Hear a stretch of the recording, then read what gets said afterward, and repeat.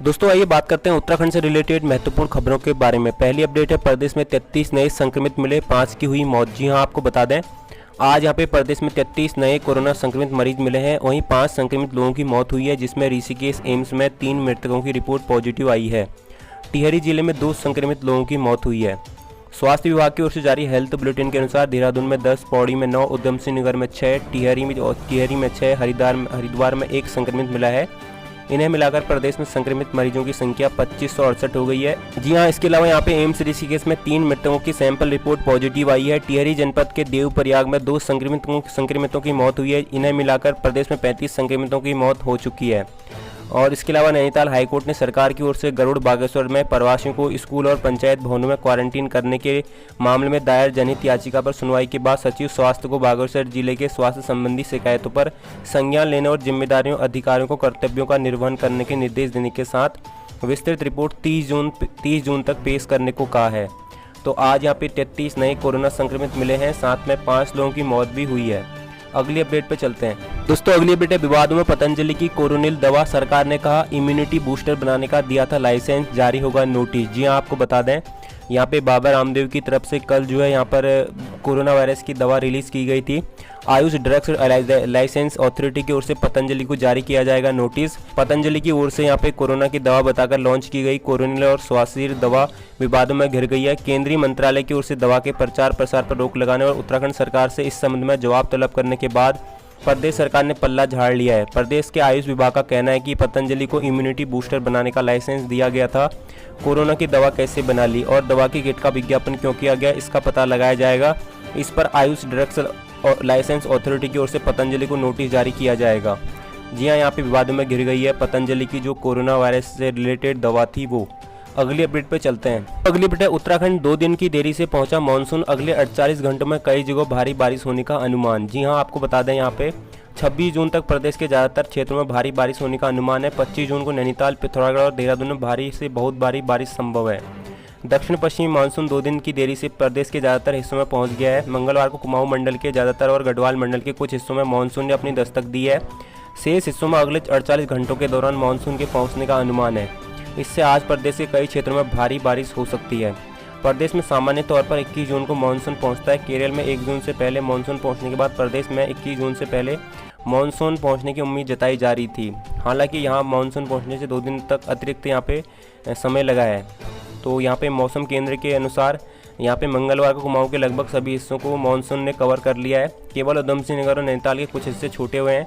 वहीं गढ़वाल मंडल में कुछ स्थानों को छोड़कर ज़्यादातर में अगले 48 घंटों के दौरान मानसून पहुंच सकता है। तो यहाँ पे 2 दिन की देरी से पहुंचा मानसून, अगले 48 घंटों में कई जगह भारी बारिश होने का अनुमान। अगली अपडेट पे चलते हैं। तो अगली अपडेट है, अब घर बैठे कराए रुके हुए सरकारी काम, सीएम त्रिवेंद्र ने ई कलेक्टेड प्रणाली को किया लॉन्च। जी हाँ, आपको बता दें मुख्यमंत्री त्रिवेंद्र सिंह रावत ने बुधवार को मुख्यमंत्री आवास में ई कलेक्टेड प्रणाली देहरादून का शुभारंभ किया। मुख्यमंत्री ने कहा कि समय की मांग के अनुसार तकनीक का अधिक से अधिक उपयोग जरूरी है। ई कलेक्टेड प्रणाली से लोगों की सुविधा तो होगी, साथ में ही समय की भी बचत होगी और अनावश्यक कार्यालयों की भागदौड़ भी नहीं करनी पड़ेगी। ई ऑफिस प्रणाली से कार्यों में और पारदर्शिता आएगी। मुख्यमंत्री ने कहा कि विभागों में ई ऑफिस प्रणाली शुरू करने के लिए प्रयास किए जाएं।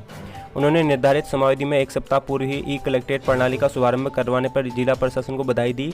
जिला अधिकारी देहरादून डॉक्टर आशीष कुमार श्रीवास्तव ने जानकारी दी कि ई कलेक्टेड प्रणाली का शुभारंभ स्मार्ट सिटी देहरादून, ITDA और NIC के सहयोग में किया गया।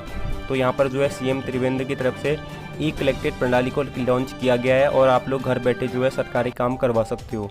अगली अपडेट पे चलते हैं। तो अगली अपडेट 25 से बसों को चलाने की तैयारियां पूरी, इन रूटों पर चलेंगी बसें बिना मास्क, नो एंट्री। जी हाँ, आपको बता दें यहाँ पे बस संचालन की मंजूरी मिलने के कुछ ही घंटों में रोडवेज प्रबंधन ने प्रथम चरण के रूट तय करते हुए यात्रा की गाइडलाइन भी जारी कर दी है। MD रणवीर सिंह चौहान ने अधिकारियों को 25 जून से बस संचालन शुरू करने के निर्देश देते हुए कोरोना के लिए तय मानकों का पालन करने की हिदायत दी है। पर्याप्त यात्री न होने पर बस को नहीं चलाया जाएगा और डिपो प्रभारी को बस कैंसिल का अधिकार दे दिया गया है। शाम 7 बजे बाद कोई बस नहीं चलेगी। तो यहाँ पर जो है पर्याप्त यात्री होने पर ही बस को चलाया जाएगा और यहाँ पे कल से जो है बसेस जो है स्टार्ट हो जाएंगी। अगली अपडेट पर चलते हैं। दोस्तों अगली अपडेट, डिग्री और पीजी कॉलेज की परीक्षाएं अभी नहीं होंगी, 30 जून के बाद होगा फैसला। जी हां, यहाँ पे उत्तराखंड के डिग्री और पीजी कॉलेज में परीक्षाएं कब होंगी और उनका स्वरूप क्या होगा, इस पर अंतिम निर्णय 30 जून के बाद होगा। सरकार फिलहाल सभी विकल्पों को खुला रखकर चल रही है। कोरोना के चलते कुछ राज्यों ने मुख्य परीक्षाएं आयोजित नहीं कराने के कारण छात्रों को औसत अंकों के आधार पर पास कराने का निर्णय लिया है। केंद्रीय विश्वविद्यालय श्रीनगर ने भी इसी तरह का निर्णय लिया है। इसके चलते प्रदेश सरकार राज्य के सभी विश्वविद्यालयों के लिए समान नीति पर बनाने पर विचार कर रही है। और उच्च शिक्षा राज्य मंत्री डॉक्टर धन सिंह रावत ने बताया कि यूजीसी ने कई विकल्प दिए हैं जिन पर भी अपने स्तर से विचार कर रही है। फिर भी कॉलेज खोलने और परीक्षा संचालन के लिए केंद्र की तरफ से 30 जून तक कुछ दिशा निर्देश मिलने की उम्मीद है। तो यहाँ पर 30 जून के बाद पीजी कॉलेज की परीक्षाएं होंगी या नहीं होंगी, इन पर निर्णय लिया जाएगा। अगली अपडेट पर चलते हैं। तो अगली अपडेट है, उत्तराखंड अचानक उफान पर आई गोला नदी, लोगों ने भागकर बचाई जान। जी हां, आपको बता दें, जी हां, यहाँ पे बरसात शुरू होने के साथ ही जगह जगह तबाही की तस्वीरें सामने आने लगी है। नदियों का जलस्तर बढ़ने की वजह से हादसे हो रहे हैं। हादसे की एक ऐसी दिल दहला देने वाली तस्वीर हल्द्वानी से सामने आई है, जहाँ गोला नदी का जलस्तर बढ़ने से 6 से ज़्यादा डंपर पानी के बहाव में बह गए। ये डंपर खनन कार्य में लगे थे। मौके पर मौजूद मजदूरों और वाहन स्वामियों ने किसी तरह वहाँ से भागकर अपनी जान बचाई। इस मामले में सिंचाई विभाग और वन विकास निगम की बड़ी लापरवाही सामने आई है। दरअसल पहाड़ में हुई बारिश की वजह से गोला नदी में जलस्तर अचानक बढ़ गया, जिसके चलते गोला बैरेज डैम से नदी में पानी को डिस्चार्ज करना पड़ा। नियमानुसार ऐसा करने से पहले मजदूर और वाहन स्वामी को चेतावनी दी जानी चाहिए थी, लेकिन सिंचाई विभाग और वन विकास निगम के बीच आपसी सामंजस्य न होने की वजह से ऐसा नहीं किया गया।